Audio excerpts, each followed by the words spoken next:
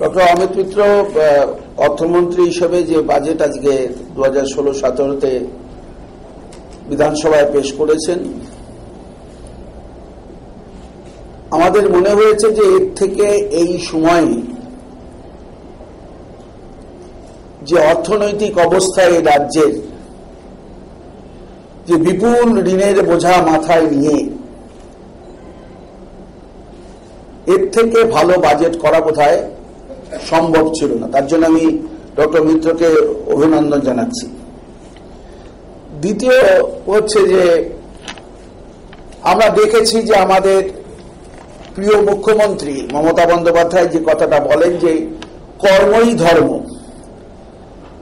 এই কর্মই ধর্ম এই বাজেটের মধ্যে কিন্তু প্রতিফলিত হয়েছে। আর্থ সামাজিক হতদরিদ্র মানুষদের মানোন্নয়নের একটা স্পষ্ট ছবি এই বাজেটের মধ্যে আছে। এটা কিন্তু প্রমাণ করল যে এই রাজ্যে মমতা বন্দ্যোপাধ্যায়ের নেতৃত্বে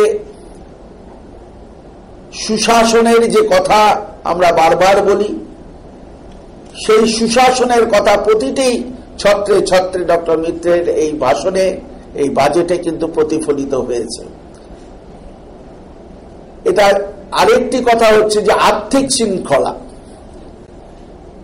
এই বাজেটে কিন্তু আর্থিক শৃঙ্খলার দিকটাকেও অত্যন্ত সুচারুভাবে দেখা হয়েছে এবং মমতা বন্দ্যোপাধ্যায় যে প্রথম থেকে যে আর্থিক শৃঙ্খলার কথা বলতেন তার স্পষ্ট ছবি কিন্তু অর্থমন্ত্রীর আজকের বাজেটে প্রতিফলিত হয়েছে।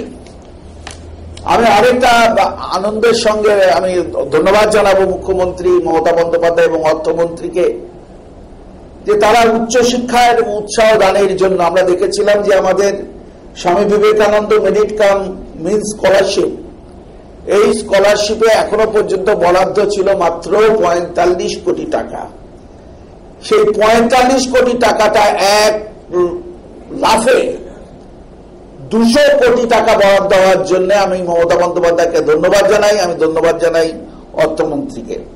এটা শুধু 45 থেকে 200 কোটি টাকা যে আমরা দিতে পারবো, তা কাদের মধ্যে দিতে পারবো না, এর মধ্যে একাদশ দ্বাদশ শ্রেণী, ইঞ্জিনিয়ারিং, মেডিকেল, কারিগরি শিক্ষা এবং সাধারণ ডিগ্রি কোর্সে পড়তে ইচ্ছুক রাজ্যের দরিদ্র অথচ মেধাবী ছাত্রছাত্রীরা উচ্চশিক্ষায় আরো সুযোগ যাতে পায় তার জন্য এটা করা।